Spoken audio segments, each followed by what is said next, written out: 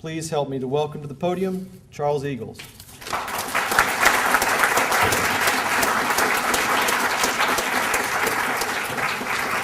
Thank you very much. And thanks to everyone who made this event possible. 17 years ago, when Paul Gaston called to tell me that Outside Agitator had won the Lillian Smith Award, I was stunned. As I told Paul in 1993, that kind of thing just did not happen to me. In truth, I cannot say that today.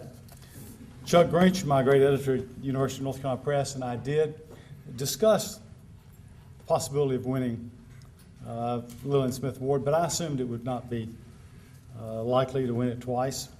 It might even be impossible. More important, with so many other fine books published this year, as in 1993, I believe my chances were slim that the committee would select The Price of Defiance. Notification of this year's award, I might note by email and not telephone, did therefore surprise me. Once again, I am pleased and happy to accept this award with the full realization, however, that I am lucky to have been chosen. Any number of other fine books could have been so honored. Just as in 1993, the news soon produced apprehension because I learned that I had to speak publicly, which seems an odd reward for having written a book in private. Desperate for something to say, I dug through boxes of old files for my remarks in 1993. After finding my 4 pages of remarks from years ago, my immediate thought was that I could cheat a bit by simply adapting them for today, by changing a few names and a few references. After all, how many people are present today who also attended the meeting in 1993? I know of only 3, well, when I wrote this it was 3, now I know 4. The 3 that I knew would be here are my wife Brenda and our 2 sons, Daniel and Benjamin. They can raise their hands if they want to. But now we know that Connie Curry is here too. Only those 3 and perhaps now Connie, 4 would endure a repeat event. Daniel and Benjamin were small boys then, and now would, I knew, not remember what I had said. And Brenda, well, I would hope she would not disclose my duplicity. Rereading my comments from 1993 revealed, however, that cheating, though very easy, would not be necessary. More clearly than ever, I realized that the 2 books, though very different in many ways, had similar objectives. Let me explain briefly. Outside Agitator told the stories of John Daniels, and a white Episcopal seminarian and civil rights worker from New Hampshire, and of Tom Coleman, a white Alabama man who, in the name of white supremacy, had killed the Outside Agitator. I wanted to tell both sides of the story by going beyond the stereotypes and cliches. I wanted to portray the people and events fairly and empathetically. If I succeeded, the author would understand how the 2 men came to be at opposite ends of a deadly shotgun in August of 1965 in a small town in the Alabama Black Belt. I hope that my own uncommon background would help me in that project. My father was raised in the Black Belt of eastern North Carolina, while my mother grew up in a small Minnesota town, places not unlike Lowndes County, Alabama, and Keene, New Hampshire. Later, my goals in writing about the desegregation of the University of Mississippi and The Price of Defiance closely resembled what I had tried to do in Outside Agitator. I wanted to explain why a riot occurred at the University of Mississippi in 1962. The combination of my experience gained by working at the university and living in Mississippi and my scholarly perspective would, I hoped, enable me to see the events in new ways. Of course, the obvious, simple explanation was that the arrival of James Meredith and hundreds of marshals at the university precipitated the violence. But the causes extended beyond the immediate events to encompass a broader context of race, politics, and higher education in post-war Mississippi. I had to describe and explain the culture of racial segregation, the politics of white supremacy, and the history of Ole Miss. A variety of episodes and events involving early attempts at integration, life on the segregated campus, religion, intercollegiate athletics, state politics, and academic freedom revealed a multifaceted portrait of the university and its complex race relations. At every step, the university and the state fought claims of equal rights for African Americans. The riot of 1962 occurred, therefore, within a historical context of defiance unique to Ole Miss in 1962. While the closed society of Mississippi and Ole Miss provided the context, other actors participated, especially James Meredith, but also the National Association for the Advancement of Colored People and the federal government. And they deserved as careful an analysis as the university. To move beyond the popular caricatures of Meredith as an heroic movement leader, or more likely, as some kind of right-wing crank or nut, I had to provide an in-depth examination of his life. It revealed a much more complicated but consistent individual. Raised on his parents' farm in Attala County, Mississippi, Meredith learned from them the virtues of hard work, independence, discipline, education, individual responsibility, personal dignity, and self-improvement. He was a conservative in the mold of Booker T. Washington. In the 1950s, however, he increasingly wanted to protest racial injustice and agitate for full equality.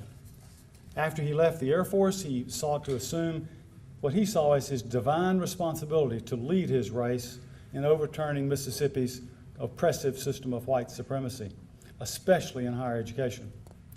Combining the elitism and militancy of Du Bois with Washington's conservatism, Meredith, by 1961, when he applied for admission to the university, had emerged as what I have called a militant conservative. He openly defied the established Southern way of life by seeking to integrate Ole Miss. Meredith's personally initiated application soon received legal support from the NAACP as his lawsuit slowly worked its way through the federal courts. At the instigation of the state's lawyers and with the complicity of local federal judges, the case, in the later words of appeals court judge John Minor Wisdom, suffered from delay, harassment, and masterly inactivity. My careful examination of the long legal trail reveals the interminable and often insulting and outrageous hearings, rulings, and appeals until Meredith's case reached the United States Supreme Court late in the summer of 1962. Only then did the Justice Department finally intervene in support of Meredith. After the court ruled in Meredith's favor, the federal government had to assume responsibility for enforcing the court's directives. In the last third of the book, I recounted the skirmishes and confrontations between the federal and state authorities over Meredith's admission to the university. Intricate strategies, multiple moves, confusing feints entangled both sides. In their clumsy struggles, Governor Barnett and the Kennedys often treated Meredith and Ole Miss as pawns and seemed almost to have forgotten them. While the wily governor bargained secretly with the Kennedys, he also publicly defied the federal authorities and inflamed segregationists. At the same time, the overconfident Kennedys misread the Southern governor and stumbled in their negotiations. Neither side emerged as faultless. A major riot resulted. 2 people died, scores of marshals and soldiers and civilians were injured, and Ole Miss solidified its reputation for retrograde racial attitudes and racial violence. It became a national pariah. James Meredith did nonetheless enroll on October 1, 1962, and lived on campus and attended classes. Protected by soldiers and marshals, he endured constant isolation and harassment. Despite the hostile environment, Meredith persisted in his studies and graduated in August of 1963. When I began working on The Price of Defiance back in the early 1990s, I would point out that's longer than the 15 years that Amy worked on her book. Even before publication of Outside Agitator, my wife and I assumed that a fair and honest account of events in Mississippi and at Ole Miss in the 1950s and 60s would not be welcomed. White Mississippians, we worried, would not want their state's leaders, but also the general white population, revealed in all their excesses and stupidities. Today's advocates for civil rights might not like a sympathetic portrait of James Meredith, and many would just not want the entire episode discussed again, or as they would say, rehashed. To say the least, we have been surprised and gratified by the book's reception.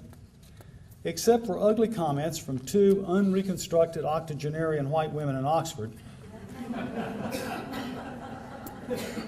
I'm not going to reveal their names. The response has been overwhelmingly positive. Earlier in the summer, I was even invited to speak at the annual convention of the Mississippi Bar. Now to receive the Lillian Smith Award means that the book may have reached a wider, appreciative audience too. I want to conclude by reading two short pieces from the book. They are my favorite passages. Each is beautifully written and provides an astute analytical summary of the book. Now, unlike most times, every other time I've so described the selections, I've sensed unease in the audience, and maybe your laughter was from unease too. People squirmed and wondered, how can that jerk so arrogantly talk about his work? Well, I did not write the passages you're about to hear. The first appeared in Langston Hughes' column in the Chicago Defender just weeks after Meredith enrolled. This is what Langston Hughes wrote. A toast to Ole Miss.